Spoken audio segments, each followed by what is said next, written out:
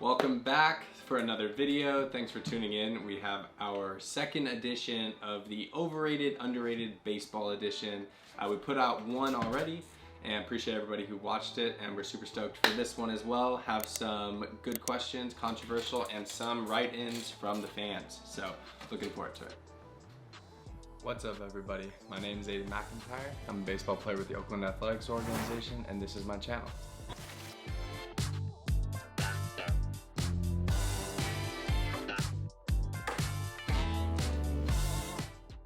So we'll get into today's video. I will be once again having my wonderful fiance read off some of the questions, and we'll simply be going, is it overrated? Is it underrated? Some of them I'll give an explanation, some it's just up or down. So we will get into the questions now. Pit Vipers. Pit Vipers are overrated. Yeah, I mean, I personally might have worn like Pit Vipers in college. I personally hate myself for that, but I'm willing to say it. But no, I don't like Pit Vipers. I just don't, yeah, not a fan of them. Pitchers bench pressing. You already know, I'm gonna say this is underrated, and here's why. It's an old school thought that bench press is bad for pitchers because, you know, your shoulders and you won't be able to move. It's not how it works. If you go in and bench press, you're not just suddenly gonna have these giant shoulders that you can't move. You might actually have strong shoulders, which are good for a pitcher. So bench press is definitely something that can be good for pitchers. It doesn't mean that you just bench press, so don't take it all the way to the other end. Bench press can be good for pitchers. Other lifts are also good for pitchers. MILB food. It's not very good. So I'm gonna say that it is overrated. I think a lot of people, especially fans, think that like minor leaguers get fed really well, you know, like steak and lobster, and it's not very good. So most of like we're super stoked when we get like Chipotle, but a lot of the time it is PB&J sandwiches and stuff like that. So if you think that minor league food is good, way overrated. Throwing hard. Throwing hard is underrated. Obviously everybody wants to throw harder, but the reason throwing hard is underrated is actually because just of the opportunities it gives you as a player. So if you're a high school or college age player, if you do not throw hard, you will not get the same opportunities.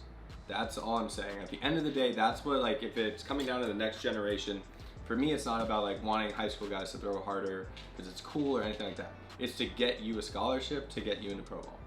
I would have never been into pro ball if I didn't throw harder. And it didn't necessarily, like, I was a good enough pitcher without throwing hard, but it made me a better pitcher.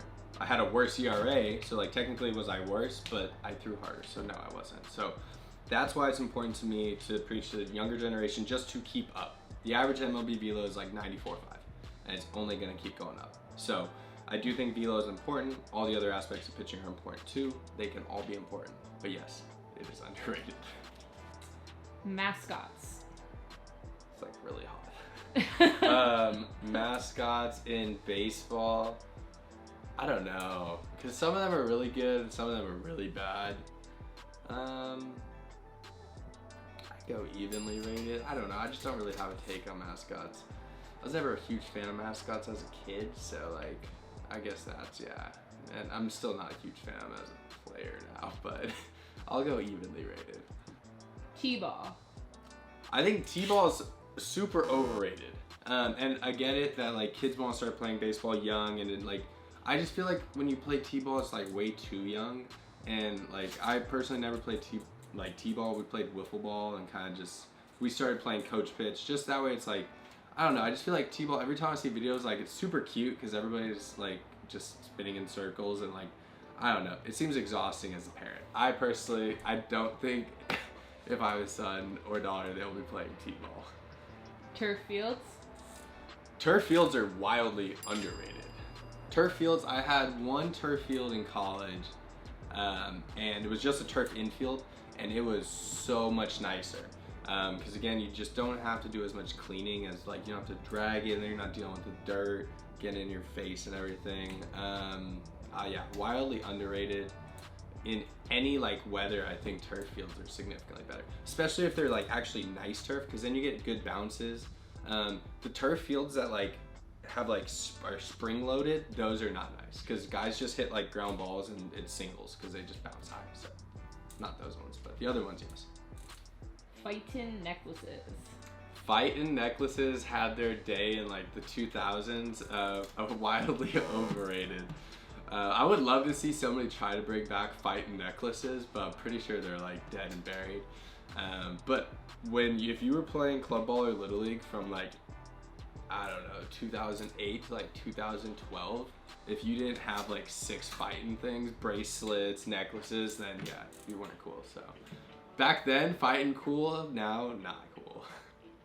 Old bats, the voodoo bats, the stealth bats. Ooh, we had, yeah, so this was a fan one we had written in. The old bats, I mean, those are like, I think people forget about them now, so I think they're underrated.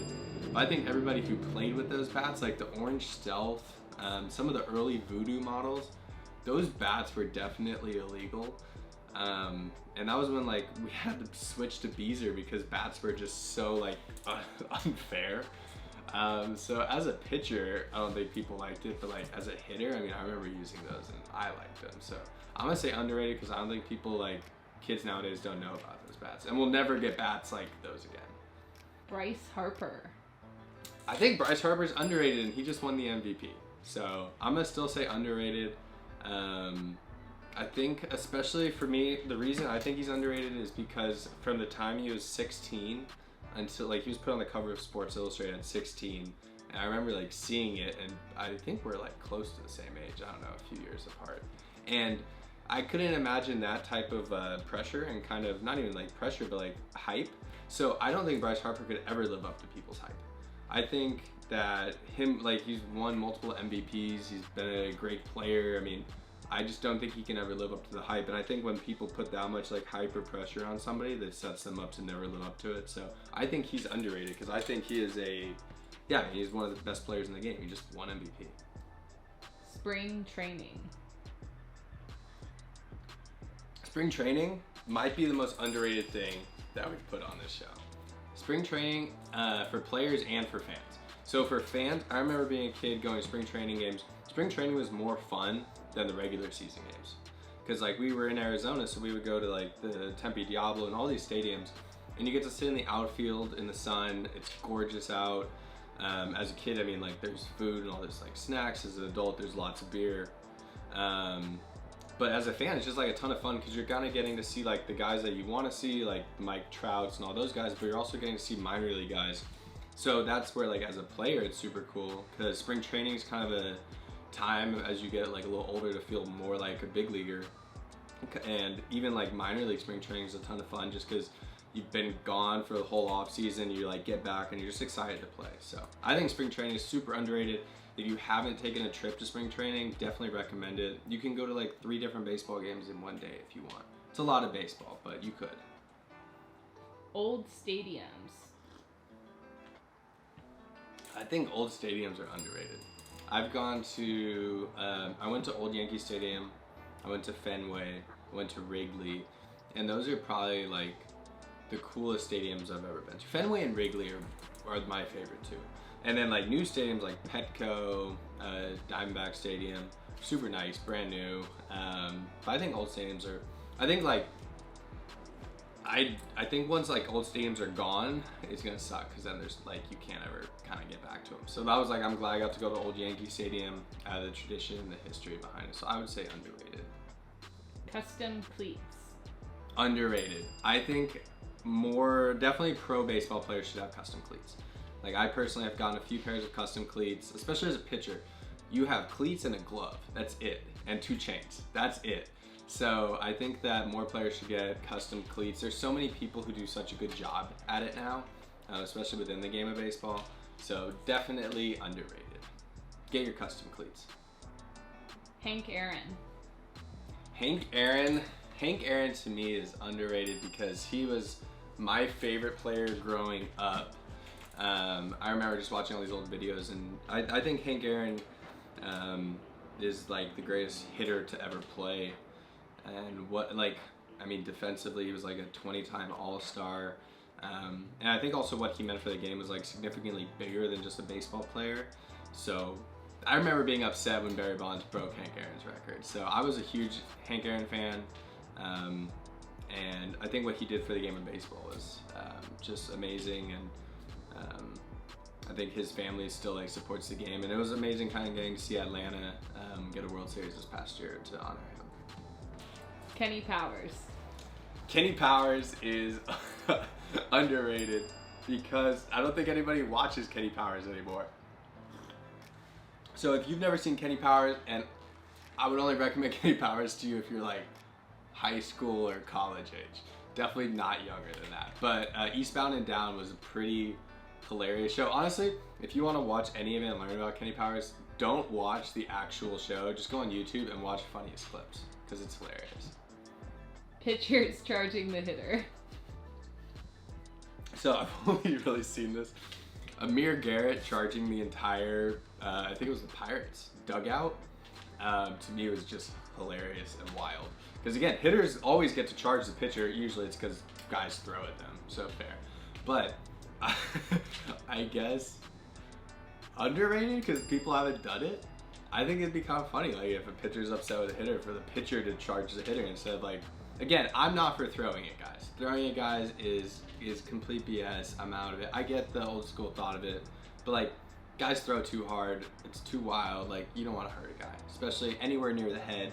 Not a good feeling. So, you know, if you have a problem with a hitter, maybe you just charge him instead of throwing at him. Could be a way to go about it. Sunflower seeds. I think evenly rated. I like sunflower seeds only in season, and I don't even necessarily like sunflower seeds. I just need to be like, when I'm at the baseball field, I need to be chewing on something. So I have gum or seeds or candy or like jerky or snacks at all times. In the off season, I'll never chew seeds, just because I chew so many in season that like my mouth hurts from them, and yeah, I don't know. I'd say evenly rated.